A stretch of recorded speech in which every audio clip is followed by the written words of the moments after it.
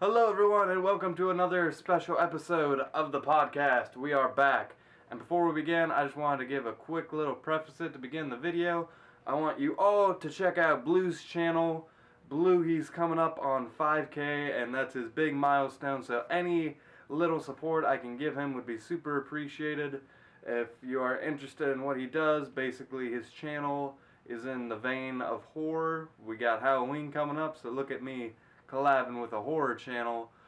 Basically, what he does, he's taking these very cool video series that are in-depth looks at pop culture through the eyes of these cool ideas and all in the vein of horror. So basically, I just want you to watch his video, see if you like it. If you subscribe, I would deeply appreciate it. And also, he is a big nerd like everyone else I've ever done this with, and we had a great discussion on nerdy stuff, and that is always fun. So, hope you guys enjoyed the video, and yeah, let's begin. Hello, everyone, and welcome back to Soul Podcast. We have been on hiatus, but that is okay because we have the very sexy, the very beautiful voice, the very special guest. We'll go into proper introductions, but I'll let him say hi really quick. How you doing? Hi. That was great. That was great. Real quick, this is Blue Lavasix, or just Blue if you want to be normal. Hi, Blue. Hi. How you doing? I'm good. Are you okay? I was like, are we gonna get a normal voice in? Yes. This is me. This is my. Okay. I think this is my normal voice. But Okay. Do you want to introduce your channel? Just explain what you do. yeah, I am a hybrid channel. I have two series. The first one I call Darkology. It's where I talk about strange things in the world or things that kind of make you think. Subjects like, could science create Cell from Dragon Ball Z, or why do we have creepy commercials? And just kind of go and I what's the word?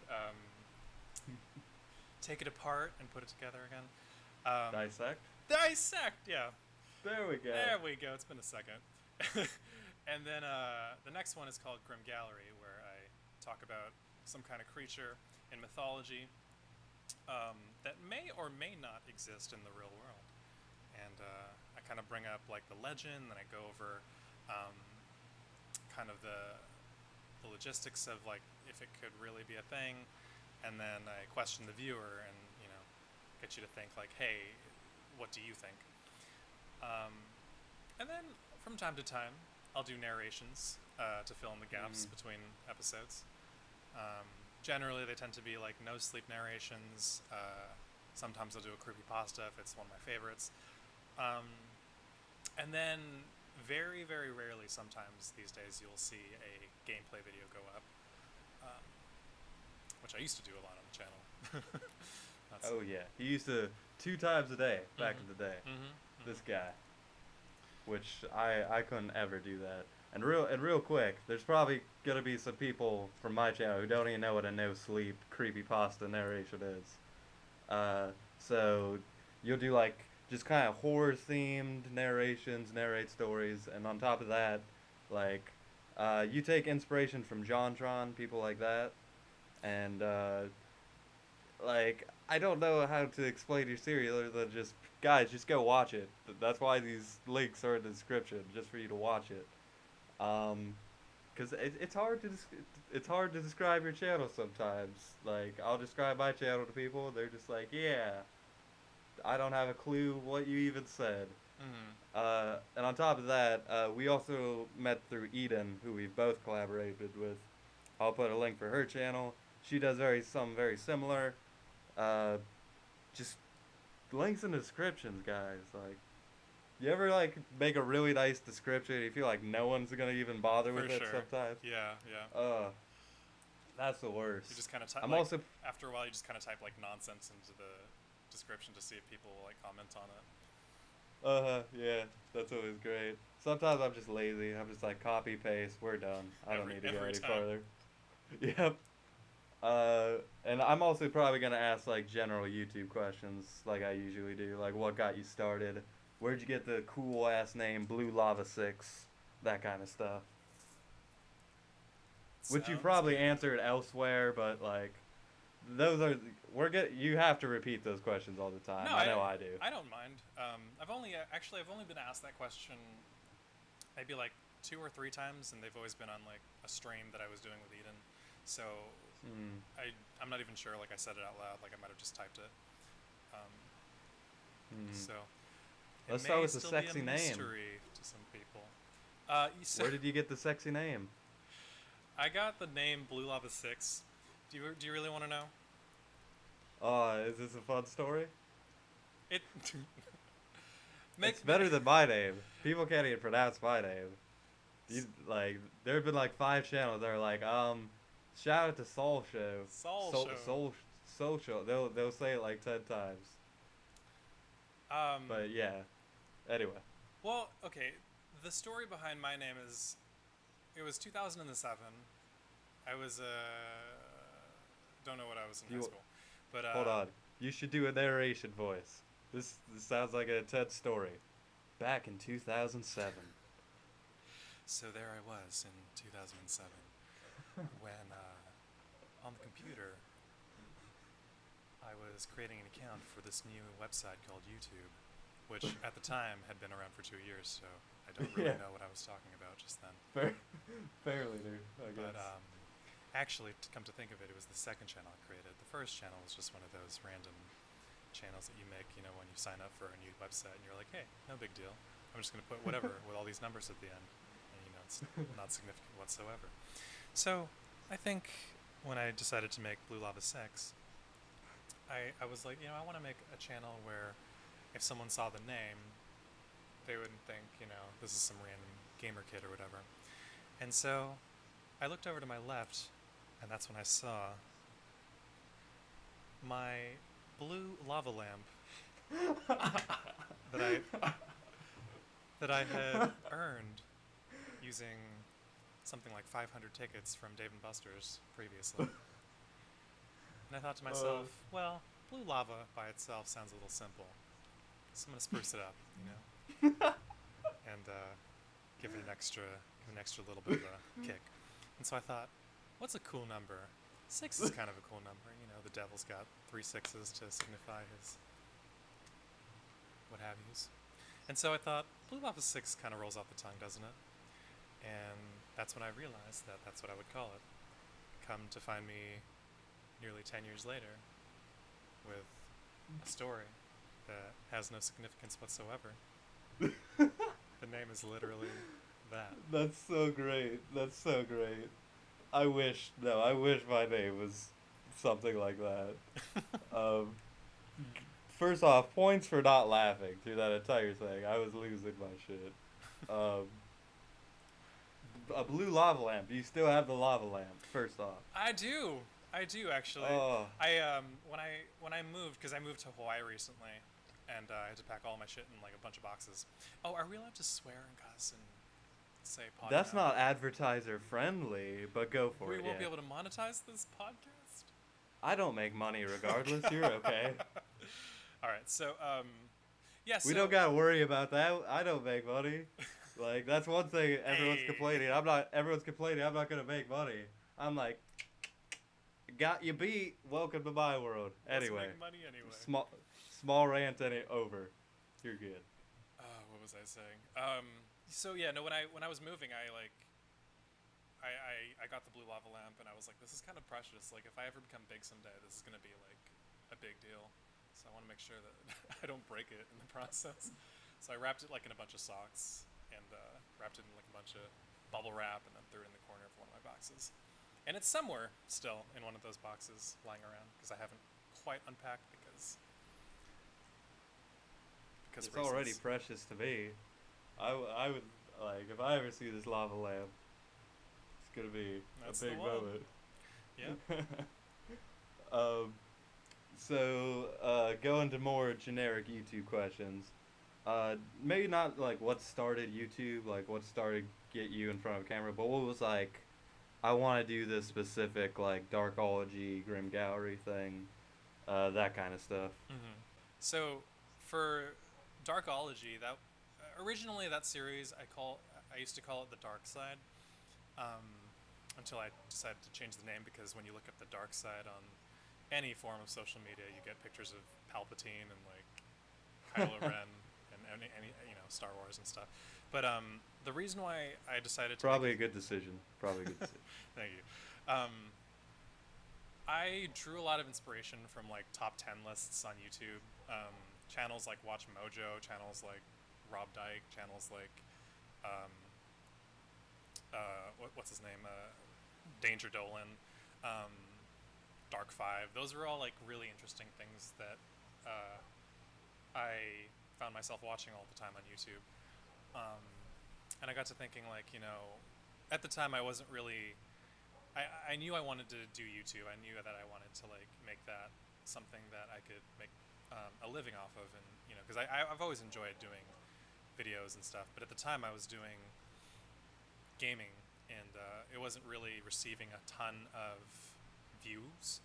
Um, and so I come like the new year, I was kind of like, okay, I need to kind of like change my game a little bit and figure out a new format. And so I wrote my first episode, which would later become a series, and I wrote it about 5 memorable twists from the Twilight Zone, which was one of my favorite series, still is. And yeah, I created a Google document, and I kind of just wrote it out and picked out 5 episodes that were some of my favorites, and talked about a summary of those episodes, and then I put it out in a list format, and I filmed it, and then I edited it together, put on a little suit and everything. Aw, I need to see this video. I haven't seen it yet. Yeah, it's the very first of like that, like I guess the birth child of like what later became Darkology. And then yeah, I found that it was getting views, people were commenting on it, people were liking it, and I was like, this is kind of something that I enjoy doing anyway, because it's like I'm not just sitting in front of a camera, mindlessly staring at a game, which, I love watching people do. Like, I'm not gonna lie, like, I'm not shitting on gameplay videos at all, or even Let's Plays. But it just wasn't really doing it for me as a YouTuber, and so yeah, I found a lot of like, I guess, fulfillment in like kind of making actual content and like feeling like I wrote that, I filmed that, and that it was getting like recognition. And so yeah, I filmed the next one, which was about 5 tragic magic tricks, and then there was another one after that about 5 evil clowns that actually existed, and then yeah, it kept rolling, and then I decided to do the name change. And then as I got more comfortable with the series, I started to like want to integrate more of like what interested me in like media and like pop culture. And so I did one where I questioned like, could science create Cell from Dragon Ball Z, which is like one of my all-time favorite series. First one I watched, I was like, Dragon Ball Z. I'm going to watch that one first. Yeah. But yeah, keep going. So yeah, after the Dragon Ball Z one, I was like, that was a lot of fun. Like that was more fun than just creating like a list of, I guess, necessarily creepy stuff. So like I kind of got more into doing that, and I made one about Undertale, which was a video game that I played. That's your big video. I got all the views. That's the big one. That's the one that's almost at 200,000. Yeah, buddy. Hey. Yeah, and any of the videos where you're in the Ninja Turtle things, those are the ones I love. Yeah, and then so I made one. I was like, okay, let's change the formula a little bit, and let's have more fun with it, because I I noticed like later on that like looking back on like the first few videos, I was like super like dead serious, like straight up like grim, and I was like, okay, like let's loosen up a little bit, let's have fun. And that's kind of where I took inspiration from I would say my favorite YouTuber, JonTron. He does a lot of cutaways, that are often like humorous, and that kind of like not critic humor, but that's kind of what he does. And I drew a lot of inspiration for the new format of my show from his show. And so that's where the whole Ninja Turtle thing came from. And yeah, I started doing that more. The most recent video that I did was 10 more creepy things in Undertale, where I also have another cutaway intro, and so that's a lot of fun. I find those are like the most rewarding for me when I'm done. You know, I'm done editing it, I upload it, and then like people respond to it.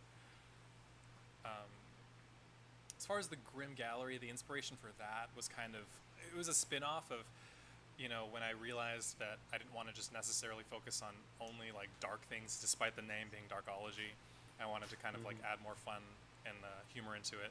That's when I decided that, you know, I'd create a new series where I kind of take those darker things and I kind of put them into a series where it's more like a serious series, I guess. So more grim. More grim, yes. There you go. So, hence and even the title. Even that, I try to like I've tried over the past few videos. You know, I've tried to like kind of up my personality a little bit, because it was just straight up like, what are you doing? I've yet to see, like, what were you doing specifically? I was just, you know, I would stand there in front of the camera. I looked like I was always upset, and I just looked like I was pissed off all the time. Like, I actually had I put up the thumbnail on my personal Instagram account, and like one of my friends commented like, you know, you look happy. I'm sure. Hey, I have probably way more like embarrassing videos. Just like, if you're like filming like every day, like there's gonna be a video you're gonna put out, like you're just not feeling it. Like if I'm recording, usually I do a lot of recordings on the same day, so I like to wait until I'm like psyched up and I'm in that like fun personality zone, because if I just half-ass it, I'm just like, oh yeah, deadpan. I mean, most of my comedy is deadpan regardless, but deadpan in the sense that I don't look like I'm having a good time, then they're not gonna have a good time. So yeah, it's exactly. like, it's gonna be a shit video. Like I would stress about having like the perfect shot, and I would stand there in front of the camera, and I'd read like the same line, and if in my head, hearing it back, you know, didn't sound perfect, I would keep doing it to the point where like it wasn't fun anymore. And I think you could see that in, you know, the videos that actually, you know, made upload and everything. So, you know, I kind of made it a point, like later on, after, you know, looking back on that, to like just have more fun and kind of just take it easy.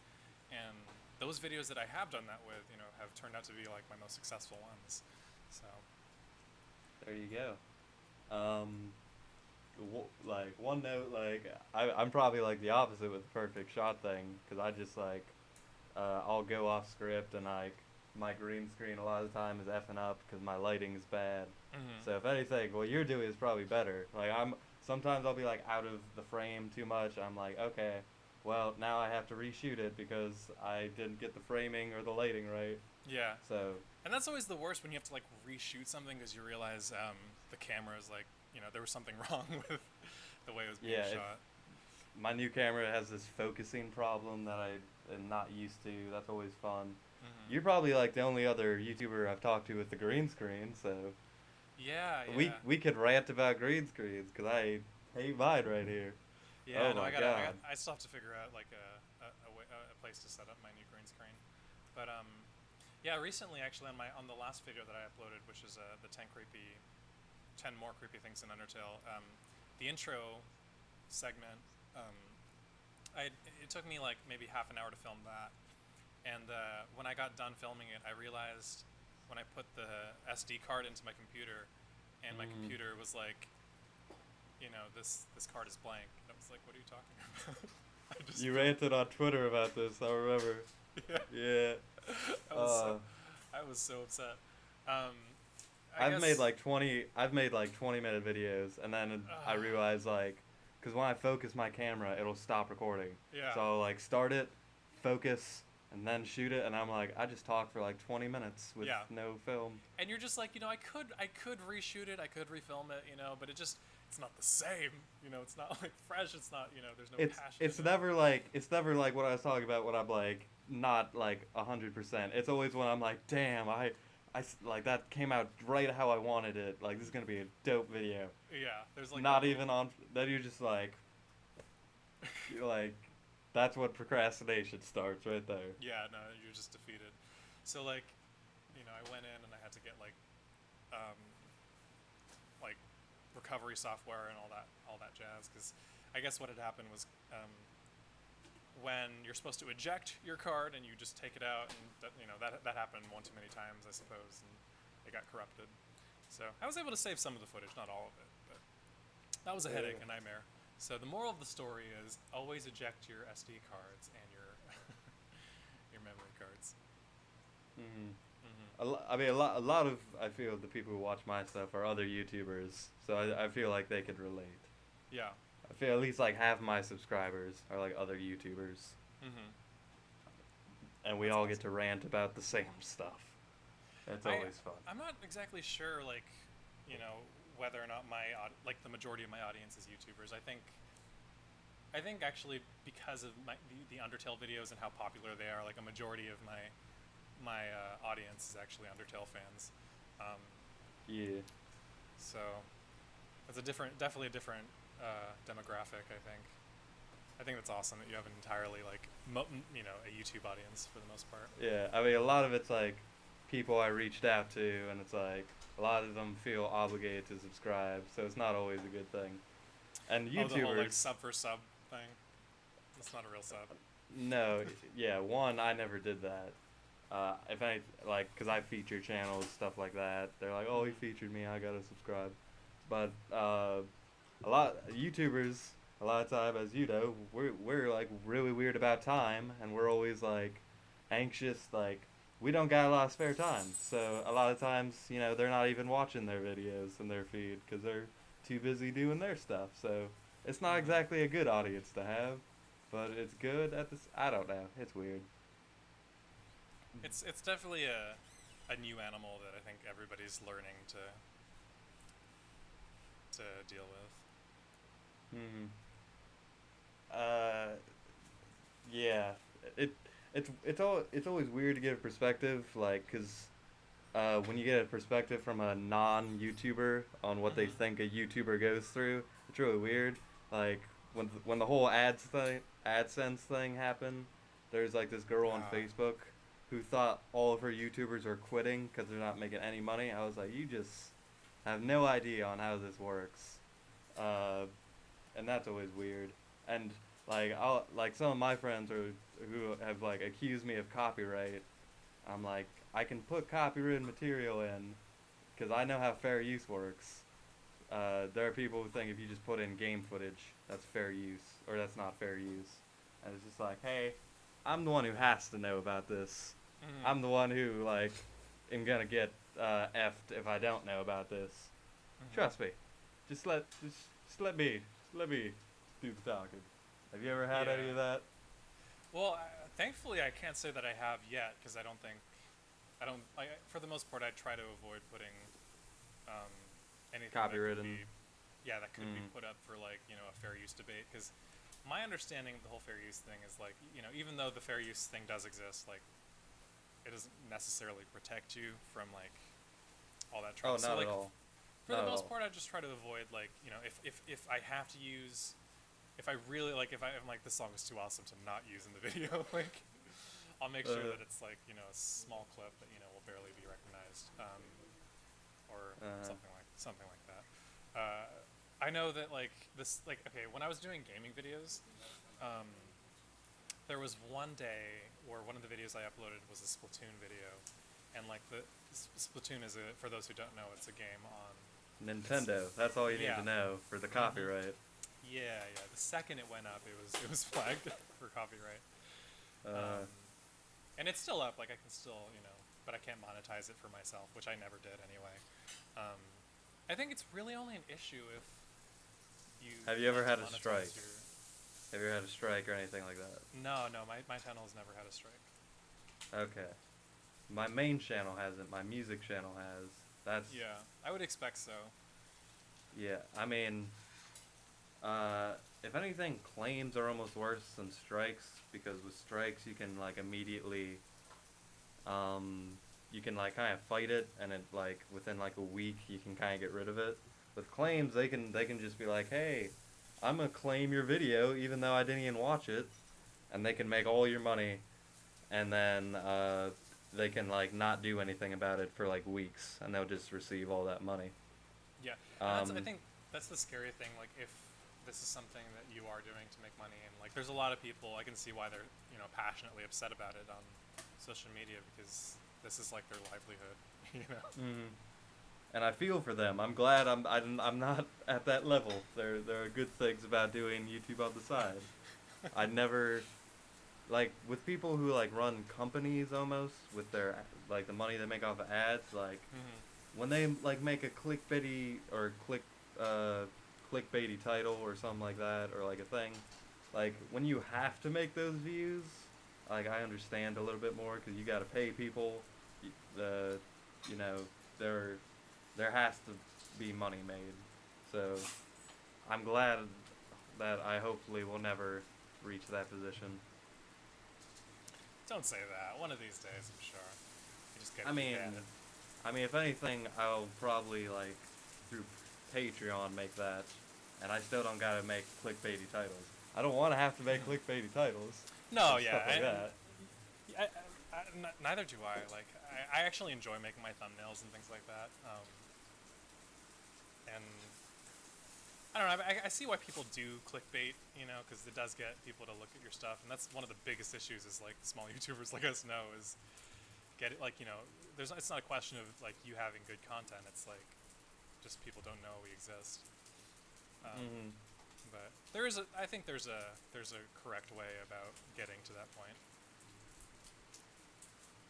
Yeah, I like. I feel like if like, because usually whenever I hear big YouTubers even talk about YouTubers, they kind of just have like this attitude of like, oh, don't do it. It's impossible nowadays. Hmm. Uh, Hmm.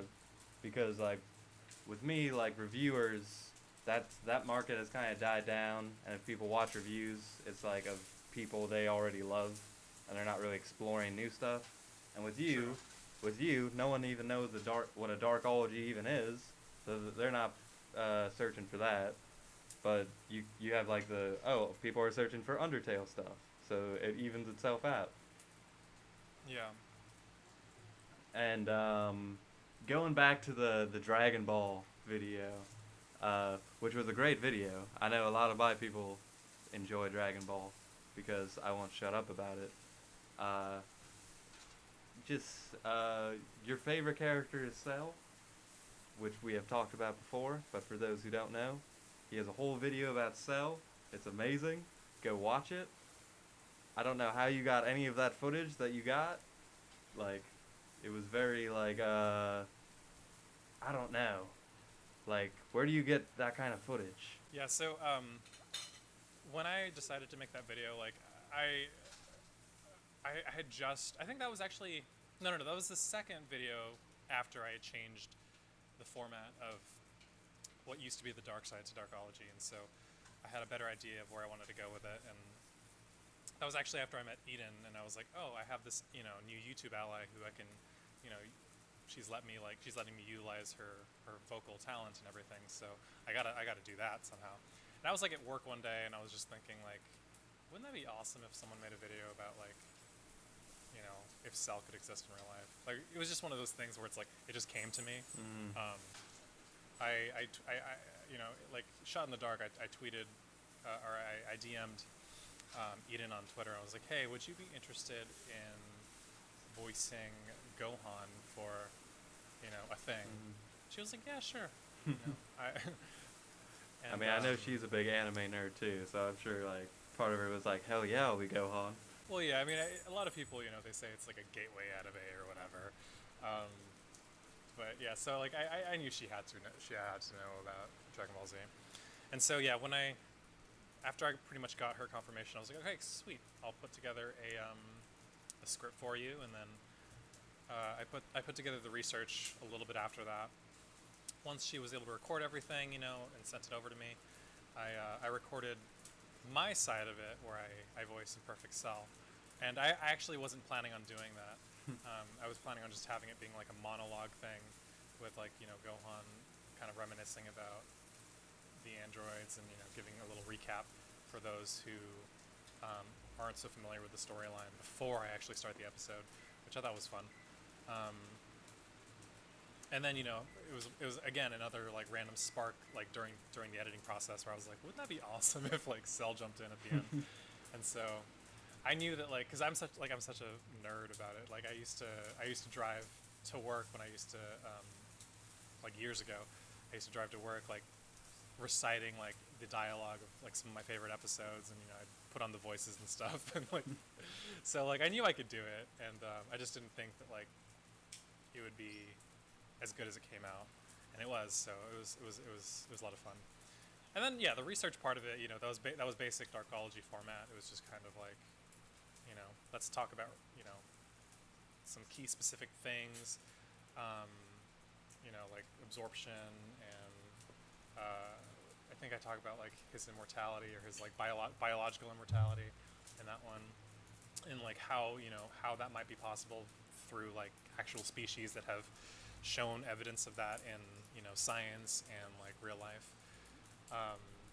And yeah, I kind of threw it all together, and then the visuals, like, what did you mean, like, when you were asking about the visuals? I just meant like kind of just like the the stock footage, I guess would be a word, and maybe not. The stock footage, it comes from most of the stock footage comes from YouTube. Like I'll look up, you know, like if I need like a spiral effect or something, I'll be like VFX spiral effect, and I'll find like a channel that, you know, there's a lot of like VFX channels out there that provide royalty-free content, because you know they're special effects artists who are, you know, or video effects artists, whatever you want to call them, that are looking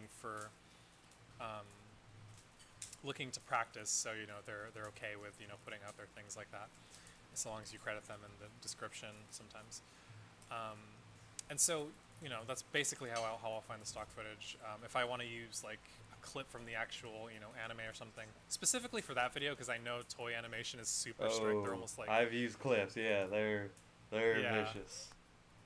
Yeah. So when I was, you know, using some of the anime clips, I had to like put some edits on there and kind of fade back the opacity, change the color, reverse it, put like a bunch of like cloud effects in front of it so it doesn't like necessarily get flagged. Yeah, there's like there's a video I put out, like I uploaded it like twice and it was still just like nope, and I was just like, okay, I'll just make it look ugly as all hell, and then it'll get through. And it looks like it's like, you know, like what half of it's going on, because it says so many of these effects going on. I'm just like, oh my god, at that point I feel like a smuggler of sorts, like trying to I know this, like... exactly. How, like, just real quick, like, because one thing I really love about my channel is I don't have to do homework, because it's all just my opinion and stuff like that. With you, like, that just sounds like already like I want to procrastinate, just like doing research on animals. I'm just like, like, is that the most fun part? Like, how long does that usually take? It depends. Yeah, it depends on the video, I'm sure. Because, you know, I'm not. Like I don't like researching. I'll say that right now. Like I don't enjoy doing it for, you know, nobody larger amounts of time. Yeah, nobody does. Although generally the research that I do for any particular video usually was done during a time when I found a fascination in that particular topic. And during that time when I was doing the video for the Cell video, or the research for the Cell video rather, I was kind of like revisiting like my preschool days, where, you know, you remember those like books where like you would, you know, they'd have like an entire series of like just short books about like random animals, you know, like, you know, crazy things about spiders or like lizards or whatever. I was reading those books, like those, like, you know, those really like, they're for like children, but like they have like straight up like National Geographic type information in them. Because I used to be an ABA therapist, and you during one of my sessions, like I was just kind of to kill time. I was like reading through those, and I was like, this is interesting stuff. Like I didn't know that spiders like melt their prey and then drink them. That's crazy. And so I got to thinking like, oh my god, I need to make a video that somehow involves like the just insanity of like that they do that. And so that kind of like, it was just the timing of it all just all kind of came together, and I was like, that makes sense to put this there. And and so like the research process for that video in particular, it only took maybe like a day. Like I did it in one day, but as far as like how long I was sitting there doing the research, like maybe like 3 hours. I kind of segment it based on like where I am in the video. Sometimes research comes when it's made necessary. Like if I find that something is kind of incomplete, I'll be like, okay, I need to put more here, and I'll do more research. But yeah, for the most part, it didn't take too long. Okay, thinking about it now, I'm honestly going to say that I don't remember how long it took, because I'm thinking about it, I'm like, it did not take 3 hours. But it didn't take, I guess the main point I'm trying to make is it didn't take as long as you would think to get all that information together, because the internet is a huge resource, as we all know. And I mean, most of us use the internet as like, a platform to like, share our opinion or like share things with, our Facebook friends or what have you. But it's a huge resource for like learning and things like that, and I don't think it's being utilized nearly as much as, like if you realize like how much you could get out of it, like, you know what I mean? But yeah, that's kind of. I don't even remember what the original question was. I kind of went on like a tangent about. It's all good. Real quick, have you been watching Super at all? I have. I haven't watched recently, like the last. Oh, don't spoil it. I'm still way far behind. Yeah. I keep hearing things though. There's all these colors and enemies that I keep getting like little spoilers, mostly because of YouTube. Yeah. And I'm just like, oh my god, I don't like. It's like a really tall order, because it would take me like at the rate I was going, like a week or two just to finish a 12 episode anime, and then. Like if I dedicated all that time to watching Super, that's already gonna be like weeks and weeks, and I'm not gonna be watching other shows. And then I can't review other shows. You can probably skip the first two arcs, because it's basically like a rehashing. But I hear there are like Gotenks is in it, and then Ginyu's in it. I'm just like, oh, but I gotta see that. So. Yeah. I mean. Like, like those episodes are there. I think that's actually like pretty much the only difference. Like, they kind of, they instead of it being like for the Beerus appearance, like I think in the movie he appears at Bulma's house outside of Capsule Corp, right, when they're having her. Like, now he's on a ship, right? And in the anime, it's like on a ship. So like there's subtle differences, but I wouldn't say they're different enough to watch them. Maybe the Ginyu part. But like that episode basically is all you need to see. The rest of it is like shittier anime for the most part, like shittier like animation. Episode 5. The infamous episode 5. I've seen that episode. Those stills are like so meme worthy of like a Super Saiyan 3 Goku, just like what, like who his approved deformed that? face. Like they look like someone drew a meme and like it became a big thing.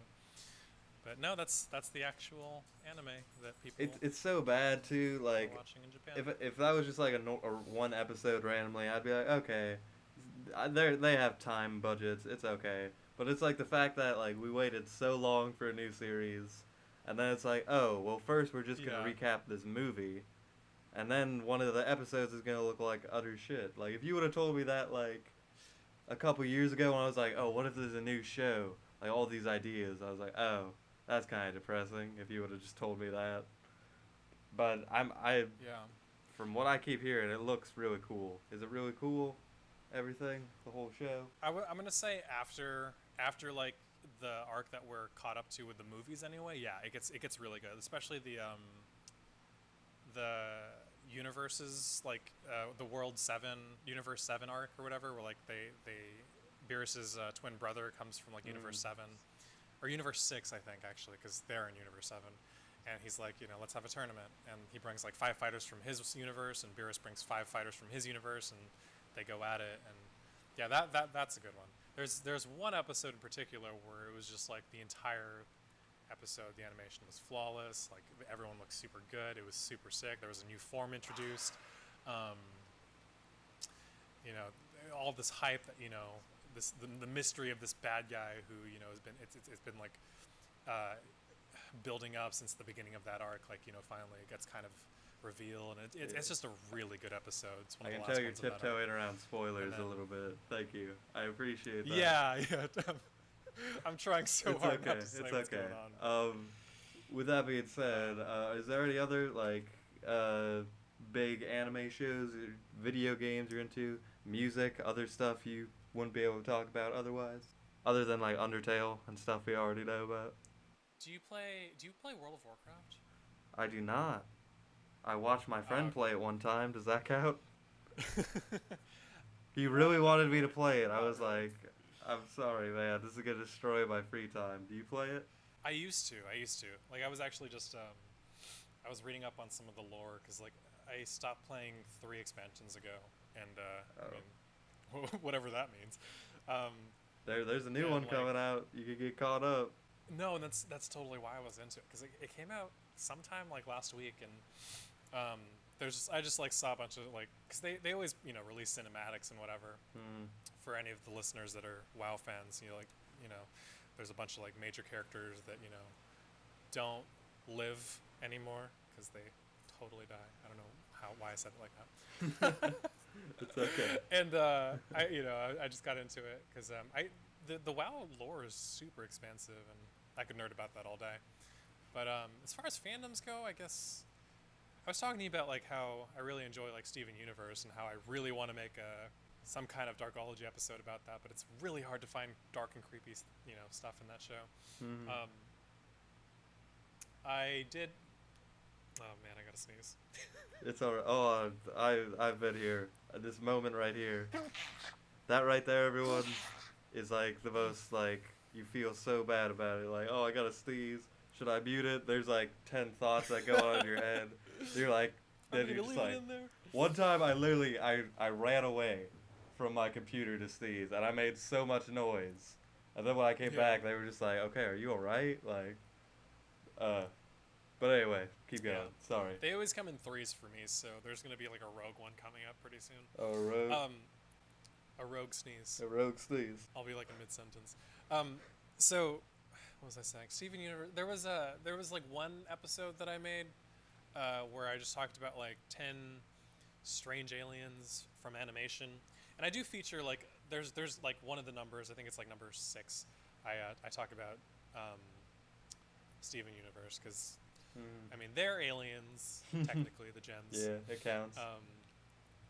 And there's a bit in that show where like when they're shattered, they turn into like these like amalgam type creatures that like can't really hold a form. They don't really have a brain, but they're like suffering, and they're just a bunch of limbs put together in like different horrific shapes, and it's a good time. Yeah, that sounds very not spooky at all. Yeah. Would you say like your style of gaming is more like the Nintendo or just like old school games?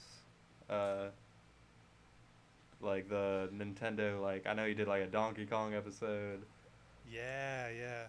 I definitely I love the whole retro feel that you get with like the pixels and the 8-bit music. 8-bit music's like on the side kind of one of my favorite types of music to listen to. And I mean I'll play like new games. Like last night for instance I was playing Metal Gear Rising. The one with the weird title? Metal Gear Rising Revengeance, the one where you play as Raiden. The one where you can like slice fools up like sushi. That one's fun. But and on my channel I played like a bunch of horror games mostly, but I like that like go happy feel that you get with like retro games. Like I don't know, it's hard to say because like it's always gonna be like cemented into my childhood. I mean games like Donkey Kong and Zelda, which by the way, the new Breath of the Wild looks amazing. I can't wait to play that.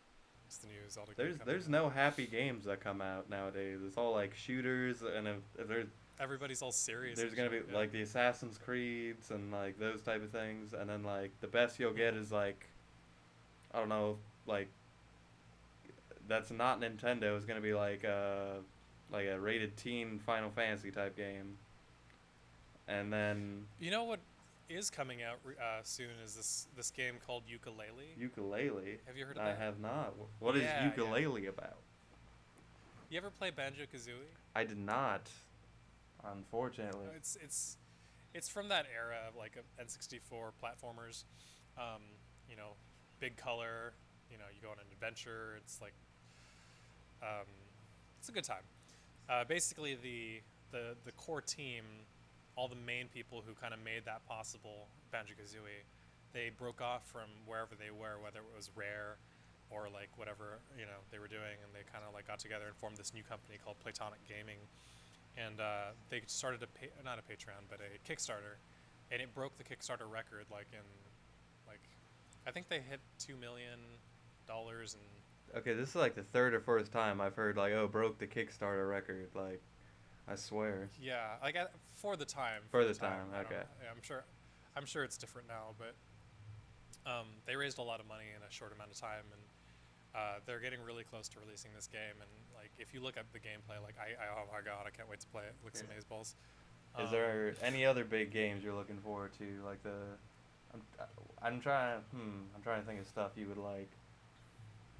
The Last Guardian. That's a game.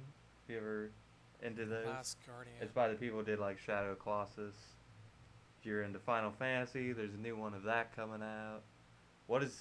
Which they've been like working on for 10 years. They've been there's a lot of things. I mean, the Last Guardian, yeah, they were working on that forever. Kingdom Hearts 3, been working on for like ever. All these games that I never thought would happen, they're finally happening. It's really weird. Yeah. Like, it's never a question of like if it's gonna happen. It's just, I guess, with all the advancements in technology and like how long it takes to make graphics look semi-real, like to the point where it's uncanny valley status. Like, it takes a long time. I know Final Fantasy 15 has been in production for like 10 years, and that's just like, to me, that's insane for like a game. 10 years ago. I don't know. Yeah, maybe it'll 10 be good. years ago. What was coming out 10 years ago? Like, that's a whole different. So it's In terms of video 2006. games, that's like a whole different world.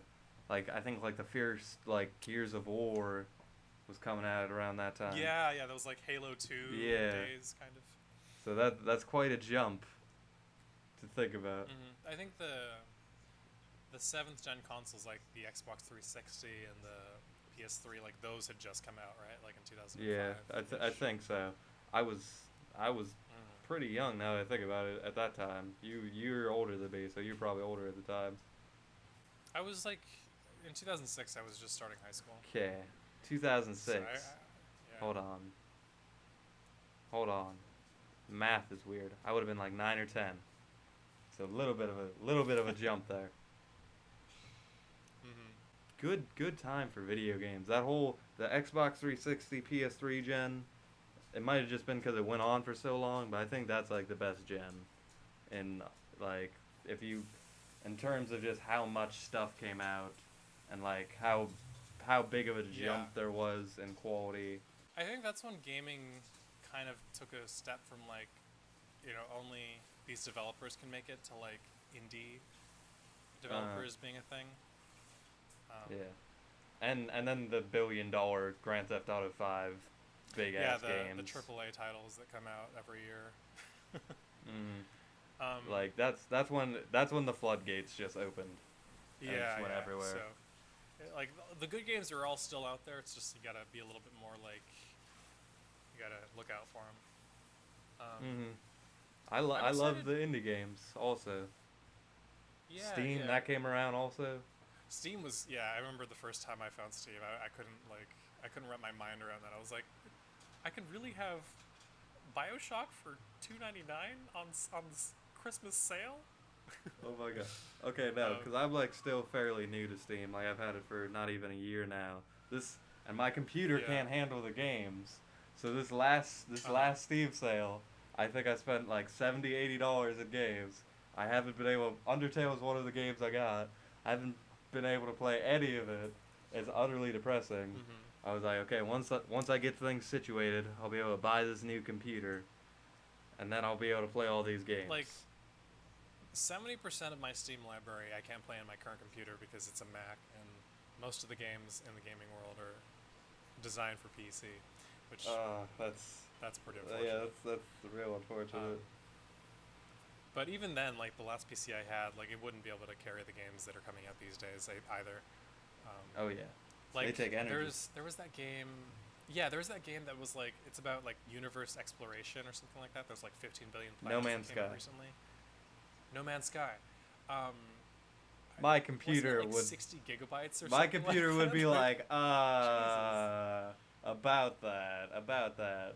Yeah. I think I tried to play like Batman Arkham Asylum on it, and it was just like it was in slow motion. Yeah, no, same. And like, Same. but the dialogue would I be tried all doing normal. that. Like the Joker was just like, haha, Batman, and Batman's like way behind over here. He's like not even talking to him. Like, it was bad. Yeah. And it's like at that point it's just like this isn't fun for me. Yeah, at that point I was like, I can get it on 360, PS3, not Yeah. a big deal. Yeah. As far as like new games coming out though that we haven't talked about, I'm really excited for this game called Allison Road. Have you heard of that one? I haven't. You're hitting me with all these titles I haven't heard of. What about PT? PT, playable. Playable teaser. Yeah, is it that? I played the hell out of that. Yeah. I never see like I'm like. Did I'm you not envious play 'cause, it? like, Did you not No, play? I've never had a PlayStation console, and I'm pretty sure it was only available on that, right? And it was only for a limited time, and now you can't play it unless like you go through a bunch of mods or something. Oh, that's so sad. But I've seen I've seen all the gameplay footage, and I remember like the first time I saw that I was like I thought it was actual like real life like reality footage, like someone had a video camera, and then I realized it was the game, and I was like, oh my god, these graphics are amazing. And it was unfortunate when they canceled that, but then somebody put together like a team, and they were like, we're gonna make a spiritual successor to PT, and that's what Allison Road is. Okay, then now I gotta play it because PT, like, I can't tell you, like, that's probably the most scared I've been playing a video game, in all honesty. There was a point, me and my brother were playing it, lights off, no one else in the house. We literally, we put down the controller, and he was like, I'm not playing. I was like, I'm not playing it. I'm not moving forward. To hell with that. The game's Yeah, itself. we were just sitting there for like 10 minutes just waiting to play the game. We were just like a little bit too scared to play it. And it's not even like scary in that sense because you're just moving down the same hallway over and over again. But it that's a game in itself, in all honesty, and it's great. It like messes with you like psychologically with these like subtle differences and these things that you don't necessarily like that aren't apparent to you from the beginning. Because you know how a lot of games like to just throw things at you and just like everything. But what it makes a couple like throw in your face jump scares, and they hit. They're like really bad. They're like there's one part like you look above, like there's like a railing and there's just a person standing there, and I was like, wait, what? And then they weren't there, and I was just like, oh my god, like. Yeah, little subtle things like that where like you look again and they're not there anymore. Like that's such. Yeah, good but when I think of like design. the like coding and stuff, that wouldn't even make sense. I've been through this hallway 100 times. Why would it just suddenly be up there? It doesn't make sense. And I think that's why it was such a big deal. Like that's why it was so popular, even for people who weren't even like in the horror game like map, or radar or whatever. And it became big based solely off of how dope it was. Like there was no marketing. They just threw it in there. Groundbreaking it was. Yeah, it was like a random thing. So with Allison Road, like I'm super hyped about that. There's like a 10-minute gameplay teaser that they have up, and it actually got canceled like a few months ago. I guess there was like I don't know what happened, but they disbanded. Break my heart. It was announced right when you sold me all on these it. People who were like super supportive, and then like a few weeks ago, I see that they got put back on schedule, so like they're working on it again. I don't know when it's going to come out. It's probably going to be like another few years or so. I know these things take time, especially when you're an indie developer, starting out from like your home. But that's one that I can't wait to see. That was awesome news to hear too. That it's not canceled anymore. I think the flood of support that they got from like people who were really expecting, or like really just excited for this thing to come out. Wherever I gotta throw my money, just tell me, and I'll throw it into the pot. Right. There's another one called. I don't remember. I want to say it's Agony. I think it's called Agony. I assume it's a horror name or a horror game with that name. Yeah, like you play this guy who's gone to hell, and like you're basically trying to fight your way out of hell, but you have to like possess these demons on the way out. And I'm not sure if they do the whole like 9 circles of hell like Dante's Inferno, which that game was fun, but it looks pretty fun. It looks pretty creepy. I might check that out when it comes out. Damn. Dude, you got me psyched on the PT thing now. Because that was like a big budget game. Like it had the one dude from The Walking Dead. Yeah, Norman Reedus. Yeah, who my girlfriend is obsessed with. It's great. Mm-hmm. Yeah, so very excited about that now. Going back to the Dragon Ball Z thing, you said like it was a gateway. It was for me too. Like what other like gateway animes did you watch? Did you watch any of the Narutos or Bleaches or any of that? Naruto, absolutely. Bleach, not so much. I couldn't get into Bleach. Naruto. How far did you make it into Naruto? I finished the manga. Oh. Like I would read it like, the second it would, like the same day it would come out online. Okay. You're already which was generally a better fan than me. Yeah, well, I mean, I like once you get invested in the characters, you like need to know what happened, and if you know that somewhere in the world people know the answer, you're gonna search for that answer somewhere on the internet. So yeah, generally like they'd post it like the day after it gets released in Japan, and then it would take like a day to like translate it, so maybe like 2 days. But yeah, I'm all caught up. They finished the manga like 2 years ago now, maybe even 3. It was a while ago now that I think about it. But I think the anime they've been milking for like a really long time, because I mean it is a cash cow. Like I can see why. But they're only now just getting to like the last kind of arc, which is that gonna be sad when that's over? I mean, for me, it's already been over. It's kind of like the I guess it's like when the last nail in the coffin. Yeah, like when the Harry Potter movies finally finished up, it's like the books had already been done for a while, but I don't know. It's not really a great comparison. Yeah. You watched Pokemon as a kid? Actually, I was just watching. That's another gateway. Mewtwo Strikes Back the other day. Like I was on YouTube. I don't even know what I was watching, but YouTube will do that thing where it just auto like syncs up another video for you, and like it took me to this channel. Yeah. Oh yeah, you walk away for a minute, and the next thing you know, you're watching like the most like random video, and you're just like, oh god, how did we get here? Yeah, I think I was just like watching cartoons or something, but like I walked away to make some food, and I came back.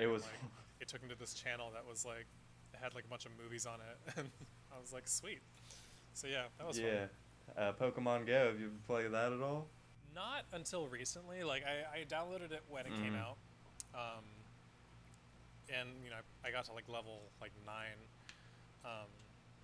but I wasn't a big fan of all the issues that it had, so I was like, you mean great, the crashing? I know and that.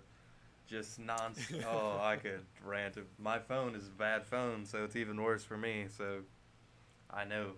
Yeah, and then like comparatively to like the actual games, it's not that great. Like you can't battle, you can't even trade. I mean, you can battle like at gyms and stuff, but it'd be nice to like be able to battle with like a friend who's next to you or something. So little things like that. Like when Pokemon Sun and Moon come out, like every generation of Pokemon games that have been released since the beginning, I played them all. And I usually go ham when they first get released. I'll play it all the way to the end. I'll do all the collectible stuff. I'll try to 100% complete it and all that. So I expect, I'll probably end up doing the same for Sun and Moon. So I wasn't too crazy about Pokemon Go. Although, since I've moved back to Hawaii, I've been working out a lot more with my little brother, and so when we go for a jog, like I'll turn it on, and like, especially in Waikiki, there's a bunch of Pokemon down there. That's good. That's good. Yeah. But it's definitely not perfect. They could learn a thing or two from apps that actually pay attention to their users. Yeah. Right now, like the games, they're giving away like Muse and Deoxys and stuff like through GameStop. I don't know if you've been doing that. Like it's like for their 20th year each month, it's like a different one. I've been doing that every single time, and Nice. I've never had a Mew before. It's pretty great. I don't know if you've been doing that, or if you already got a Mew. I already have all these Pokemon, so like to me it's not that big a deal. That makes me sound like this pompous, like I already have this Pokemon. I already have a Mew. Thank you very much. I don't need another one. But yeah, like I mean, if I miss it, it's not like gonna kill me. Like I can see if I didn't have it, and I found out about it, and it was like it was yesterday was the last day. You didn't get it, man. No, and I'd be like, the world is dead. But no, yeah, I'm more excited for like the new Pokemon that are coming out in this I think it's the 7th generation of Pokemon now, where they take you to this new land of Alola, and Meowth has like a dark form now, and like Raichu is on a surfboard. Raichu, who's all psychic and like surfing his own tail. That's awesome. And let's not even talk about Exeggutor with the long neck. Have you seen that one? Oh, the memes. The memes are so great. The memes, they're everywhere. Oh my god. And I know they're just you gotta know that they're just teasing us. Like there's probably an alternate form for a lot of like not just like the originals. Like, oh man, what were you gonna say? I was gonna say just his derpy face, the Exeggutor. He's just like high as the sun, and he's just like smiling his ass off. It's like coughing, because there's a great meme. It's like the many faces of coughing, and it's like coughing on his wedding day, coughing at a funeral, coughing as he's dying, and he's just like he's so happy, because he has that permanent smile. I remember when the image for the new Exeggutor got released, people like didn't think it was real. So, like, Yep. I saw some bits of it on Twitter, like it was appearing everywhere as like a joke. But no, that's a real thing. I love how they're like, hey, let's make this a pine tree. It's like, we need a pine tree Pokemon. Yeah. They're like, well, they made fun of us when we made an ice cream Pokemon, so we'll just make one that's already established, the pine tree. Yeah, there's a lot of kind of silly ones, like Rotom, like you have the washing machine and all that. Oh my god. There's a lot of... There's Chingling, it's like that set of keys. Oh my god, the lack of originality on some of them is just great. I love it. Sorry for the short break. Some of us have to use the bathroom. I'm sorry, that's me. I'm a terrible person. Anyway, I don't even remember what we were talking about, so we're just gonna get on a new topic. New topic. Going back to the generic YouTube questions, I asked Blue just channels he likes, videos he's a big fan of, insert other whatever a host should say. I don't know. Fun conversations. Who am I watching right now? Honestly, like a lot of the videos that I've watched haven't even been like people that I'm subscribed to. It's just like those random. It's like auto playing and just you get on like the recommended start a YouTube feed. journey. Yeah. Mm-hmm. I'm already subscribed to so many channels. It's like I can't subscribe to more. I'll be like, okay, if I subscribe to more channels, like I'm not gonna have any time in the world. Mm-hmm. And I like if I unsubscribe from a channel, I'm gonna feel bad about myself. So I have to like really make sure I want to subscribe. I'm one of those people. Mm-hmm. I think everybody should be that way though, because like if you're not gonna watch them, what's the point? And it makes me pretty sad when I see people unsubscribe. Mm-hmm. I'm just like, oh, decline today. Okay. Yeah. put a damper on my soul. Anyway. It hurts a little bit, doesn't it? Like when you see that, like when you're used to seeing like a certain number, and then one day you see like one less, and you're like, why? What? I just want to know why. Like, you know. Like, oh, it's really bad. I'm sorry if you're not a YouTuber, you don't relate to this, but when you like work on a video, you're feeling good about yourself, you put it out there, no views, unsubscribe. You're like, well, okay. It's fine. It's fine. It's fine. I thought it was a good video. But did you watch it? No? Okay. Maybe if you watched it. No. That's always a good feeling. Don't you hate it when that happens? Mm-hmm. I've gotten like more used to, you know, the fact that, you know, there will be people who just don't like what you do, and there will be a dislike or a comment, you know, correcting something about something you said or whatever. Those are actually, you know, it shows me that people are watching my video. Like, I guess, yeah, that's not so bad as what you were talking about. Where No, like literally. I'm not against like dislikes or people even hate comments. I'm welcome for. You even say that in your videos. You're like, you know, leave a like if you liked it, leave a dislike if you didn't. Like. Yeah, a part of that is I'm doing a new thing where, like if they liked, like let's say the movie, then thumbs up. If they didn't like the movie, dislike. Because I know other YouTubers who will play that game, and there'll be a bunch of dislikes, and you're like, holy shit, where did this come from? Then you're like, oh. Then it's like, all those dislikes might as well not even be there. And YouTube algorithm... Because he told me YouTube to. algorithm doesn't care if it's a dislike or a like. As long as there's engagement, that's what it cares about. Yeah. Gotta outthink the system. Isn't the system like... Don't they prefer videos that are over 10 minutes? I know they like long videos because that usually means like more watch time. Yeah. And like a big thing was like when Let's Players like got big was because there was so much watch time because people would just put that on in the background. And that's where a lot of that came from. And I know if you have a 10-minute video, you can put over 10 minutes, you can put more ads on it. So probably. Whereas that's like the exact opposite logic back in the day where it was like you assumed everyone's attention span was like a squirrel, and you just made like a root. And the videos I watch, I'll put podcasts on or something in the background while I work. So, if anything, like when it's like a 5-minute video and demands all of my attention, I'll be like, I'll get around to it. Yeah, it's hard. I still think people unless it's from a creator I really like. Yeah. Like, pretty much that's the only reason I'll ever watch the entire thing from start to finish is if like I'm a huge fan. Otherwise, you know, like I still believe that people do have the attention spans of squirrels. Oh, they still do. It's just now like YouTube thinks. Yeah, I mean, like I'll have friends who will like watch a Let's Play. They'll put it on their TV and not even watch it. It will just be on. And I'm like, that's so much watch time. Like. Literally, it was going like this TV over here was going on for like 7 hours of like a Let's Play. No one was even watching it. And I'm just like, that's a lot of watch time that guy just got from one person that wasn't even watching. Yeah, exactly. They'll just put it on in the background, and it gets a lot of watch time. And then YouTube thinks, holy shit, you just marathon 7 hours of Markiplier. You need to watch more Markiplier. Or something like That's interesting how it does that.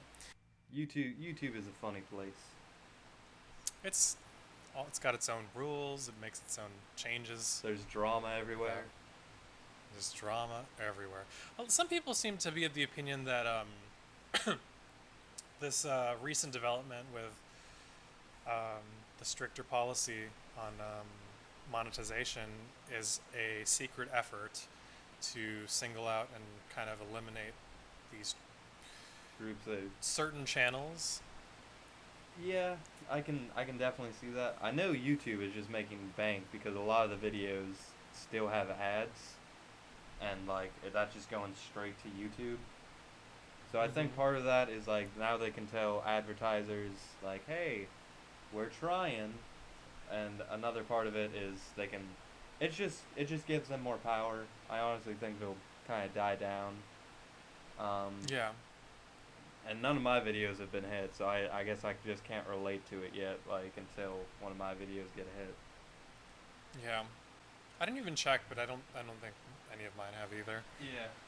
So, yesterday I watched that movie Morgan. Have you seen the trailer for Morgan. I have not. What is it about? It's starring, I think her name's Kate Mara. It's about this, like... It should have starred Morgan Freeman. Oh, anyway. I don't even know how to okay, it's like about this experiment, like, creature that's like a human, but it wasn't made naturally, like it was made in a science lab, and like... Is it like just came out? Is it on Netflix? It just came out. It's in theaters right now as of the date that this is being recorded. Okay. But yeah, I went and saw that. It was supposed to be a scary movie, and I don't know. I feel like I would give it the soul badge of poop, or what is it? Oh no, the soul badge of shit. Soul badge of shit. Now that we're gonna be advertiser friendly, I might not even be able to call it that. Oh boy. No, I'm joking. Oh boy. I don't know. I was expecting more. It's worse when you go to the theater. Mm-hmm. Your expectations are a little bit higher. Yeah, for sure. A lot of times when I go to like when I see like Suicide Squad, like I know I'm not gonna review it, so a lot of the times I can like. It's so much nicer when you're not thinking all the time, do I like this? Mm-hmm. Do I like this? And I think part of that is like nowadays everyone has an opinion. And everyone has to post about it and express their opinion. Everyone has an opinion on like the new superhero movies, and it's all, at the same time I love that because I love opinions and shit. But it's so much worse when you're a reviewer and you have to make content and you have to be constantly thinking about how much you like it. And a lot of the times it's so much more relaxing when you can just watch it and not even care. For sure. Like I can definitely say that that's the case for even doing like Let's Plays. Because I love playing video games, but doing video games for a Let's Play video is so much different. Like you can't fully immerse yourself into it because you're constantly thinking as like a commentator and a critic. It's just a different mindset. Or even like a reactionist. Like you have to react to everything. Yeah. Everything you say has to be interesting. Yeah, there's that pressure too, because like, let's be honest, not everything that we say is always interesting. But you have to kind of figure out a way to make yourself entertaining the entire way through. Or let the... For hours, too. Yeah. That's bad. Mm-hmm. So, yeah, no, If I ever do a Let's Play, it's going to be like, I'm going to start it off, I'm going to be like, okay, guys, half the shit I'm going to say isn't going to be interesting. You can stay. You can go. I would need someone else. Like I couldn't do it by myself. Yeah, no, like, that's kind of what I realized too. That's one of the reasons also why I started moving away from gameplay footage on my channel. Because like I did one where I had a guest. I had like one of my real IRL friends come over. There you go. And like the conversation and like the dialogue that we were having was just like significantly more entertaining than like when it was just me, and I was like, I don't know if I can go back to just it being me. Okay, every time I've brought an IRL person in, they are just like a completely different person. I don't know if that happened to you. Like I had a video with my brother and like his exterior changed drastically. Yeah. Like he was being so much more just like, oh yeah, like all cool. I'm like, I was like, okay, oh yeah, who are you? Like, and it's like people film themselves all day, I feel like nowadays, but when they know it's gonna be like a YouTube video, they're like, there's a certain part of yourself that you like turn on. It's like noticeable for sure when you know the record button gets hit. I feel like that part of me just has died down because I've filmed like even just like bullshit vlogs that like a lot of times I can say like something interesting, I can be myself, it'll be a short video. But if I did a Let's Play, like, I feel like there'd be like 20-minute intervals where I'm just not gonna talk. I'm just gonna be like, just playing the game, and they're gonna be like, say something. I'm like, I don't want to say something. You guys say something. I don't feel like I'd be a good Let's Player as much as I would like to just try it, but at the same time, I don't know if I would be a good one. I don't know. I hear you. Well, you know, I definitely think you should try it. At least, try everything once, right? Maybe not everything, but like less playing for sure. Who knows? That's always a fun place to start. Like I would want to play like one of my favorite games, so I would know what would happen. But at the same Mm, time, like a lot of my favorite games, like I've played so much. yeah. And I feel like when I play games nowadays, I'm only gonna play it once, and I can review it, and then I can just move on to the next one, because I have I have so many games I need to play, man. It's ridiculous. Like I got stacks, and then I got that whole Steam library. It's just like I could like not buy a game for like 2 or 3 years, and I'm straight because I got so much stuff. Yeah, yeah. It's ridiculous. Well, especially with that Steam sale that they have every now and then. It's so bad too. Like I bought one game and it was like a Sonic game. And it was like, oh, it came with every other Sega whatever game you could want for like $2. I'm like, okay, that's just like 11 more games. I was like, oh my god. And I got like Gone Home and like Undertale and a bunch of other games that I really really really want to play. Gone Home is one that I haven't played that like I hear nice things about. Like if you ever watch X Play, Adam Sessler, like he said that was like one of his favorite games, and I was like, oh, now I gotta play it. Mm. Have you ever played The Last of Us? No, I haven't. Oh, see, I think I'm more of a story guy, and you're more of a retro gameplay guy, maybe. Is that a fair assessment? No. I think actually I enjoy the story as well. Mm-hmm. I mean, like I said, those retro games are there because they're cemented into my childhood and everything. Like everything from like the visuals to the music, it just brings me back to like a really good time. But I often prefer like those narrative type games where there's not even a ton of gameplay. It's like point and click. Oh, like The Walking Dead's and that. Yeah, those are fun. I can get into games like that. Trying to think of a good one that I played recently. There, for other story games, there's like Heavy Rain. There's a Mass Effects. There's Because I ended up playing a lot of those when I was uploading twice a day. To me. Yeah, they're good for those. Yeah. To maintain like a constant feed of footage, I needed to find games, and that wasn't always easy. But like, there tend to be a lot of those types of games out there in the indie developer areas, like on Game Jolt and things like that. I would recommend like a Heavy Rain type game. I got a review for it. But wait, do you have a PS? What systems you got? What are you working with? I have a Wii U and an Xbox 360. And Steam. And I guess technically a PS3, but no one touches that. You could dust that off and play Heavy Rain. The Wii U, because that's the only one that I would be missing. Because I have the Wii 360, Xbox One, I got all that. Don't got a Wii U. If I bought a Wii U today, what games should I buy? Other than Super Smash Bros., which I would buy immediately. He looks at his stacks of games. This is a big decision. Really? Honestly? It's hard because a lot of the games are only fun if you are playing them with friends, other people. Okay, I don't have any of those, so it's already out. Hey. So the Smash Brothers. Smash Bros. That's also Smash Bros. I will make friends. I'll make friends just to play Smash Bros. Other than that, like Mario Party 10, it's okay. Splatoon, I assume.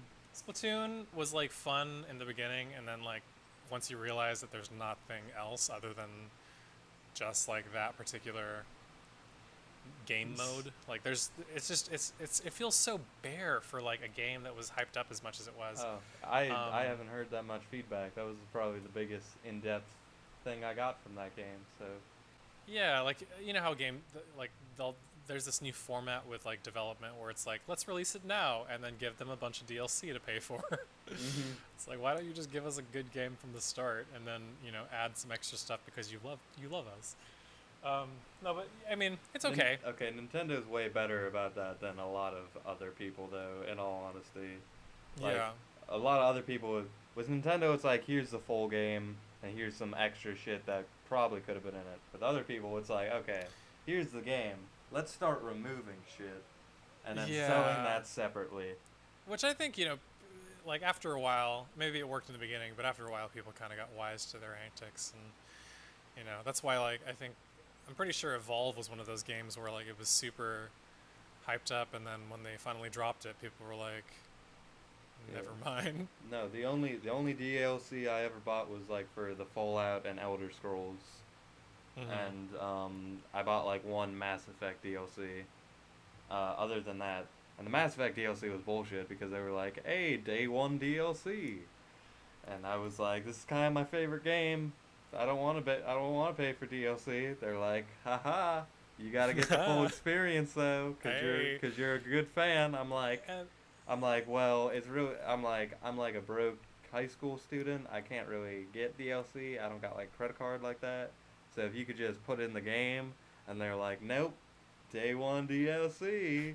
Okay, I was like, okay, but for Mass Effect 3, you're not gonna do that. They're like, hey, we're gonna do it all over again. I'm like,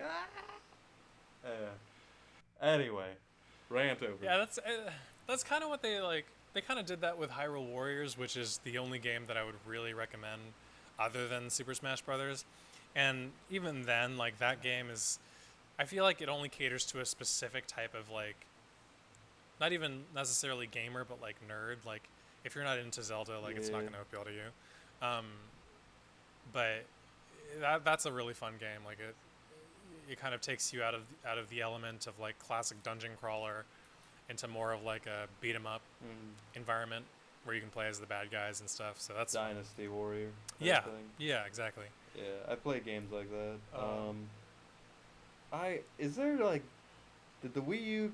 I know there's like Pikmin 3 and some other stuff I would play, but like, was there no other like big like? Because they're already bringing out a new system. I feel like there was no like, with the GameCube there was like a lot of gems and shit. Like I know people made fun of it, but at the same time, I had a lot of dope ass GameCube games and good memories. Yeah, that was an era that I definitely missed out on. I feel like I still remember like hearing the intro of like when you first turn on the GameCube and like the little animation happens. Oh my god! No, if you held the Z button, it would make this weird, cute laughter sound instead, and that was like I would literally like if someone turned on the GameCube, I'd be like, hold on, restart, hold the Z button. They'd be like, well, no way. Yeah, you haven't lived yet. Now you have. I was like, you have to hold the Z button.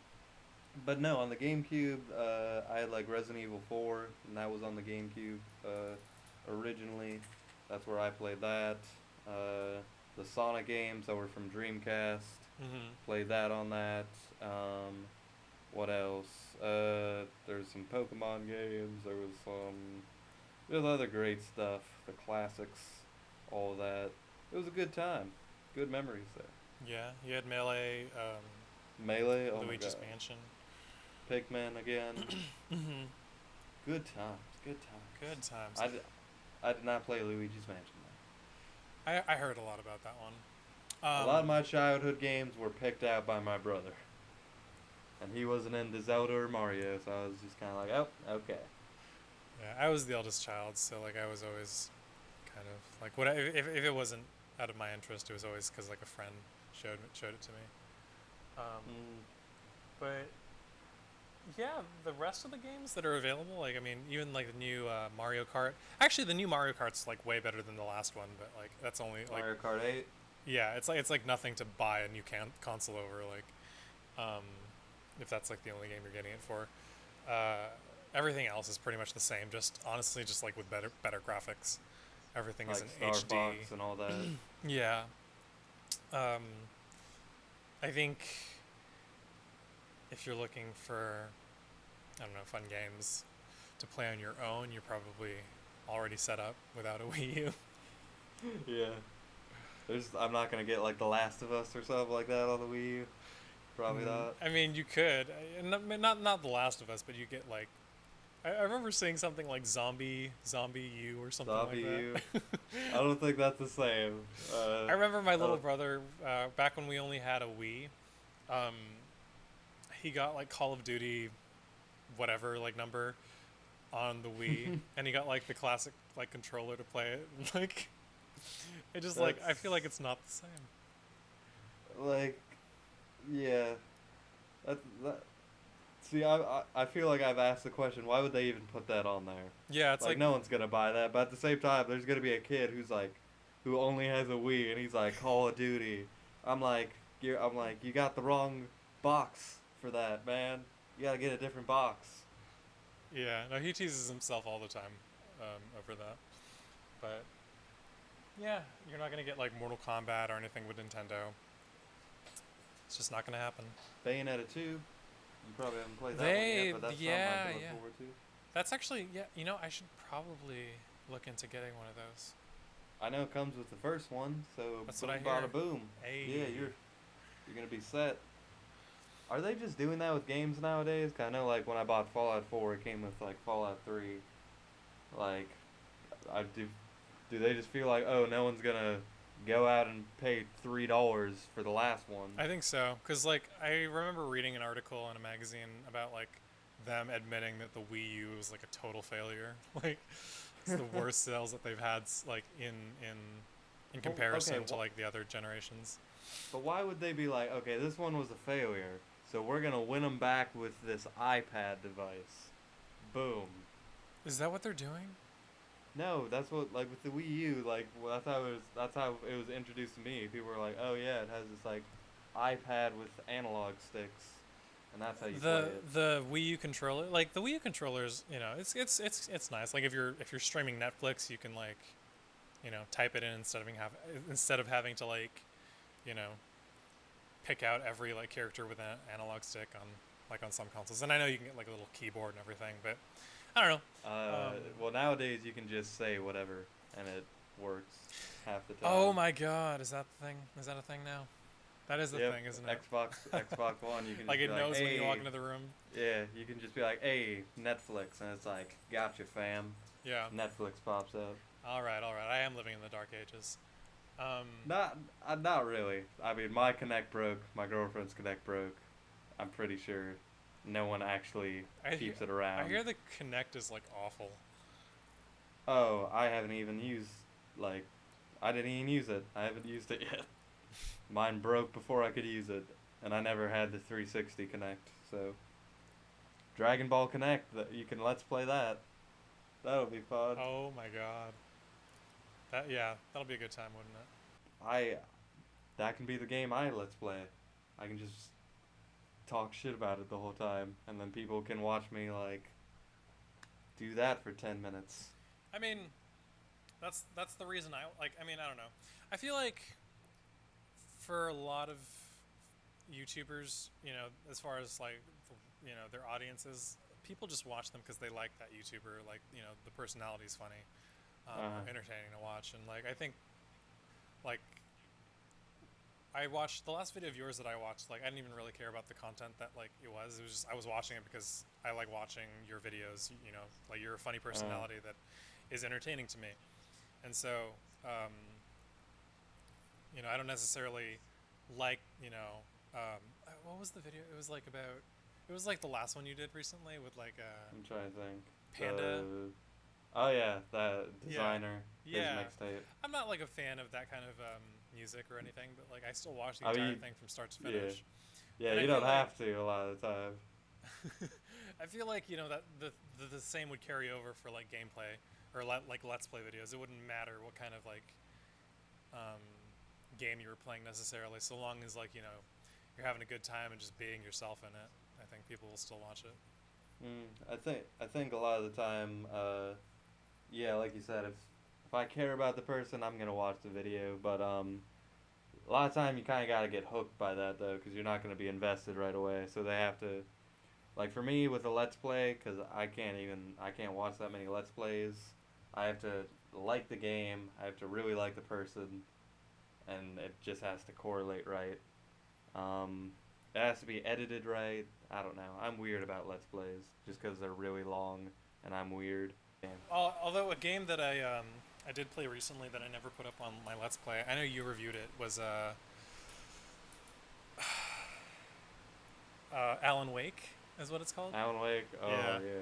I got into like the second chapter, but I was playing it at a friend's house, and I've since moved, so I won't be playing that. Oh anytime yeah, soon. you left a comment. Yeah, I remember. You said Yeah. you were Yeah, that was a good one. It was. I'm sure there's more to the story. Lots of twists and turns. yeah, it's trippy. It's also very vague. It's So like leaves you like researching and shit like that. Like you don't know what's real. You don't know what's a dream. You don't know what's like half real. Like even the ending doesn't even really make a whole lot of sense. But it's trippy. It's a good time. It also started the Soul Completed Badge meme. That Keith started. You might not know about that. No. Apparently, I have to 100% every game I play. I didn't do that with Alan Wake, and he's like, you gotta find all of these pieces of paper that are scattered throughout. I'm like, I don't have time for that. Yeah. And that started this whole other meme. Yeah. I mean, some people do it. Like I know there's Gerard something. He's like the completionist on YouTube. He does every week he'll do like a game, and he'll do like the entire game from start to finish, and he'll 100% it, and then he'll like write a review about it based on that like experience, and he'll recommend it to the viewer or not recommend it on like a scale. Yeah, I cannot do that. I mean, maybe if that was my job, like I assume that's his job, then maybe. But I like to kind of just always be moving, always on to the next game. And I think I've only got like all the achievements, trophies for like one game. It was like a strategy game. Yeah. So it was. You ever played Civilization Revolution? It was that one. I felt real proud of myself. Did you get it off of Steam? No, 360. Oh shit. That's got to be an interesting Yeah. experience on a console. I remember the first time I played Civilization was like 2011 was my first Steam purchase, like, or rather my first Steam mass purchase. Just like a bunch of games that I didn't really care to have. It was included in the bundle.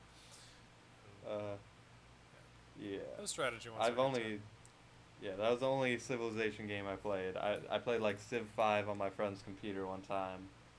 And the thing, I refuse to play him now because literally it was like 5 p.m. and then it was like 10 p.m. in like a couple minutes. And I am not joking when I say that. No, it does take a long time for sure. Or even when I played that one on console, literally I'd be like, okay, I'm gonna do hardest difficulty. I'm gonna do it very specifically to get this achievement. Literally, I'd play all day. It felt like 30 minutes. It's midnight, and then I lose. After all that hard work, 8 hours of gameplay. Then I just get beaten by like Rome over here. They're gonna wipe me out with their like bomber tanks or whatever, and I'm just like, fuck that. It's utterly depressing to play for 7 hours and then lose. Voice cracked. That was sexy. And by the way, if you're still listening, then you are a trooper, by the way. Yeah, you're the real MVP. Yeah. Blue and I have really long conversations, I've noticed. First time we talked, we went for a good amount of hours. And that was like after we'd already been... That was after like a long group session, Yeah. and then it was just me and you. Did you have work that next day? I am so sorry, by the way, for that. I probably did. I don't even remember, but I probably did. I was like, I'm just staying up. And I was like, you could keep me company if you want. And then you were just like, I got work in a couple hours. So I'm like, oh, I didn't know that. I'm sorry. I kept you up. That's my B. I'm the type of person, though, where it's like, you know, I'm not going to do something that I don't want to do. You know what I mean? Like, I wouldn't have stayed on, like, if you were, like, someone who I didn't want to talk to. Oh. Blue hits me with these, like, really nice compliments. Very casually. I'm just... Sweetheart. He's a real person, and you should subscribe to, because if you've been listening for, like, 3 hours, then you have to subscribe to at this point. At this Jesus. point, you know, I would have been like, you know... I've listened to them for 3 hours. That's 3 hours of my life right there. Better be worth something. I love your voices, by the way. I didn't even put a voice on that. That was just... That was a little. That was There was a me little talking. bit. That was me talking. Can you do any other impressions other than Cell? Oh, I love to do impressions. I can only do two. Mickey Mouse and then Bane from Batman. Can I, Bane's real easy. All you have to do is this and put your you gotta talk hands to all your up mouth. and down and all weird and. You think the darkness is your ally. You've merely adapted to it. I get wiped out really easily. There's like a twang of like soul still left in there, which is hilarious to me. The Bane soul. I gotta review The Dark Knight just for the sake of using that voice. You think the darkness is your ally. I should get a Bane mask. Mm-hmm. Oh. I want so many props. I want so many props. One of these days, when you have like your studio all set up and you know you have like an actual like backdrop. It's gonna be a good time. Can you do a Mickey Mouse voice? Oh! Not right now. Not right now. I'm gonna blame the condensation of the air at this time. It's not agreeing with my vocal cords. Yesterday, when I was streaming with Eden and them, there was at some point I just started talking in a really fancy accent and started talking all silly like this, and they thought I sounded like Pegasus from Yu-Gi-Oh! Is I think what they were saying. Pegasus. Oh yeah, I remember Pegasus. With my Millennium Eye. With my Millennium Eye. I haven't watched Yu-Gi-Oh! In a long time, so. I did. I played those card games though during my childhood. My parents spent way too much money. Oh my god. Yeah, no, Did your parents? My parents wasted a lot of money because I don't have any of those anymore. Yeah, I still have mine to this day. Like they're in a shoebox. Oh, you were the good child. Yeah, I had a sweet ass collection. 2nd grade, everyone had them. I was a badass. I had a big old stack. And then someone stole one of my cards. I remember. Yeah, no, on a field trip. I remember they started getting they became like contraband at school because Contraband. there was like drama happening. Yeah, because like. Oh no, I had drama too. Kids were stealing them, and like parents were calling the school like, "Why is my kid getting stolen from?" And it's like, well, don't bring your shit to school. Yeah, I have two stories. I remember there was a fire drill. And then the teacher was like, "Stop playing Yu-Gi-Oh!" I was like, "Okay." And then when we walked back in, I had a big, giant stack of cards that I was just moving real quick. And it just went flying over the room. They were everywhere. And the teacher was like, "I'm sick of these goddamn Yu-Gi-Oh! Cards." And the other story, I had Slyther's a Sky Dragon. I was so proud. And I was showing it off on the school bus. And we were at You're like the only kid who had it. Yep, and then we had a field trip. I just had all my cards in my bag, and they specifically took that one, and did take any of the others. And I knew exactly where it was. And I just I did like a 100 take, where is this card right now? And then I just a normal person would have been like, "Hey, I know one of you guys took my card," but I was like, "Okay, maybe it'll just turn up." And I was really shy, so I was just like, "Okay, it'll turn up. Don't worry about it." This definitely wasn't a waste of $50, $60, however much that piece of cardboard was. Jesus. They were expensive cards. I'm sure they still are, if not more nowadays. I hope not. I hope there's not kids anymore spending that much money on something they're gonna regret. I don't even regret it though, to be honest, because I don't regret it because it's good memories, but I regret it in the sense that if I was a parent and I spent that money, I'd be like, "Fuck you." You're gonna forget about this in 2 years. Yeah. You're right. I honestly still I remember how to play the game. If you were let's play a game of Yu-Gi-Oh! Right now, I'd be like, I'm down. There's this thing called Duel Network where you can create an account on this website and create your own deck, and it doesn't cost. It's completely free, and you can add whatever cards you want and put things together, and then you can duel everyone else on this website on various servers, and it's a thing. It's a thing that I definitely burned a lot of college time with with one of my good friends. was like, you want to play Duel Network? Yeah, I'll see you there. 9 hours later, we're still dueling. Like, I'm not even exaggerating when I say 9 hours later. Like, That it was sounds a thing. that sounds amazing. Mm. I'll have to look into that. Yeah, I never got into like Pokemon card game or anything like that though. Unfortunately. I still have those too. They're like they're in one of those like mint like binders in the Oh, trading card game. do you got that holographic Charizard though? I do. Oh I wait, have a, are you I have serious? Are you I have a serious? holographic. I mean, That's I worth don't know so how much it's money. worth. Is that? It is. I have a holographic like Entei from like the movie when it came out, and then like that.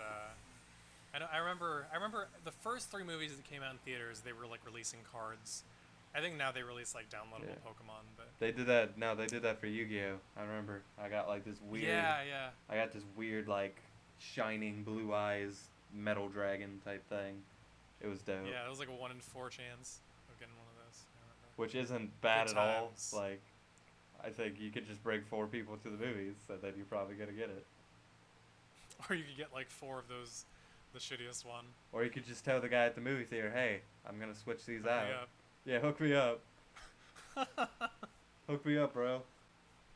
I would love to be that guy who, I would pick. Cause I remember one of them was like this little bowl monster that was like 300 Yeah, attack. Wadapon. Yep, I would just be the guy. I'd just hand all those out. And then I'd take all the badass ones and sell them on eBay. My first job ever was actually at a movie theater. Oh, was and, it? Did you like it? Yeah, I loved it. It was one of the best jobs.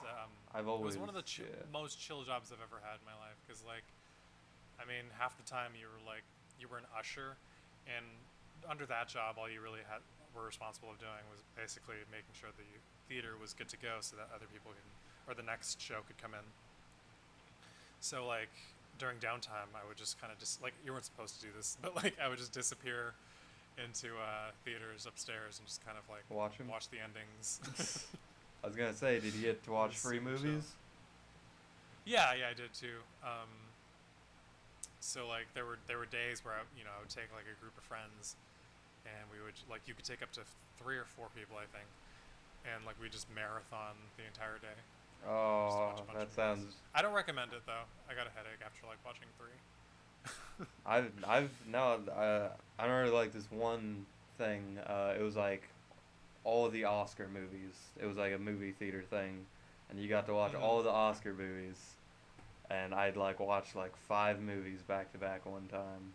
And they were all like 3-hour epics. It was, Jesus. yeah. What year? I think that was like 2013, 2014, and it was like Lincoln, Zero Dark 30, Life of Pi, Silver Linings Playbook. What else? And like one other one, Beasts of the Southern Wild. Did you say that they had like intermissions and stuff? They had intermissions, thank God. Okay. Yeah. I was able to go Sounds get. like torture, just sitting for 5 3-hour movies straight. Yeah, it was a day. It was a day. I was with. I don't want to say this in case they ever watch it, but they're never gonna watch it. I was with my aunt and uncle who were just bickering the entire time. It was an interesting time. Yeah, I wish they would do that here though. Like have a special like festivals. Like, I mean, I guess they do, but I haven't heard of them. Well, we're gonna get one final topic in. What is the future of Blue Lavasix? Where do you plan on taking the channel? What are your goals? What's going on? Now that we were pretty off topic, but this is a very chill podcast. If you haven't could tell already. Anyway, I want to like. I was trying to like. I was gonna think of like some stupid answer to like joke about. but I'm so like brain dead right now. I need to like eat something. It's all right. I guess. No, like I mean. Pretty much the generic answer, like more subscribers. I mean, yeah. hopefully, I mean, everyone kind of has the same goal, but like, is there anything specific with your content that you're going for, or collabs or some shit like that? Definitely collabs. I feel like I'm starting to become that person on the internet who like says and promises things and then like you see some of it, but you don't see it exactly to the full extent that they meant it. Like, I know that I say I have all these collabs in mind and everything, and I do. So I definitely, I think I just want to actually see them appear on my channel. The trick with that is to not tell the world before you actually do it. Get the footage and then tell people. That's what I do. True. But anyway, yeah. More consistent uploads for sure. Like, especially right now that my schedule has changed significantly after moving. I'm able to focus more on producing things. It's more just about like figuring out a kind of I guess studio situation at the moment. But I'm definitely on my way to getting that sorted. Collaborations, more subscribers. Is there any kind of subscriber goal you got in mind so you can incentivize people to subscribe? Yeah, right now, the goal for my channel is 5,000 subscribers, and I know, that's not a ton, but I'm already I hit 2,400 this morning, so we're almost halfway there, and I know in time it's gonna grow, and it's eventually gonna hit that point, at which point I'm gonna raise the cap again. But growth is always good, so right now that's the incentive. 5,000. Okay, real quick, 5,000 subscribers. To people listening, they're obviously subscribed to channels with thousands and millions of channels because that's how YouTube works. Yeah. There's a lot more channels out there, you guys, and they don't have that many subscribers. I feel bad even saying that sometimes. Like, oh, I have however many hundred. I don't have that many. But then there are channels with 100, and they've been at it for 3 years or something like that. Because I see those channels, then I just feel awful about myself. So it's all perspective. Yeah. But at the same time, a lot of those channels don't make the right moves. So it's hard to really place the blame for why or why not someone is, or a certain YouTuber hasn't made progress or has made progress. It's a combination of things, the timing of when they're producing certain content and the consistency of that content and just all that kind of the quality of it all. It's hard to. Some people just won't even put thumbnails or tags. They're just fuck it. And some of those people have more subscribers than people who do. They put their heart and soul into it every single day, and worry about it every hour of every day. And yep, I think we fall in that demographic. Yeah, absolutely. But I think at the end of the day, just if you are a YouTuber, and you're in the same boat as us, just keep at it, because if it's something that you truly like to do, you'd be doing it anyway. And I don't think it's impossible. Not at all. And that was a beautiful note to end it on. With that being said, Blue, always, this is our second or third great super long conversation. So we'll get you back on here sooner or later. And any other final things you want to say? What else can I say? Yeah, that's. I know we've been going on for so long. Yeah. No, maybe a goodbye, something like that. Goodbye. And stop. No, I'm just joking. we'll keep. That'd be so awkward. Goodbye. And then I don't even say anything. It just fades to black. They're just oh, okay. Annotations. Annotations. Yeah, I guess thanks for watching, and see you in the next video. On whoever's channel. It's weird when you're a guest. You don't know how to close it sometimes. Yeah. Yeah. Anyway. With that being said, guys, thank you for watching. Blue, you are a sexy, wonderful man. Good job. Good podcast. Good conversations. Always. My podcasts are more nerding out conversations, by the way. So, always look forward to that. Okay. Every time. I am also very bad at editing videos, if you couldn't tell. No, I'm the same. I some of my edits are pretty pretty cringy. Oh no, it's real bad. It's saying goodbye to like a girlfriend or something on the phone. You're like, okay, goodbye. Oh no, I don't want to end it, but out. Anyway, I'm on another tangent. Blue, one more final goodbye. I'm so sorry. Goodbye. Okay. With that being said, thank you guys for watching, and with that, we leave you.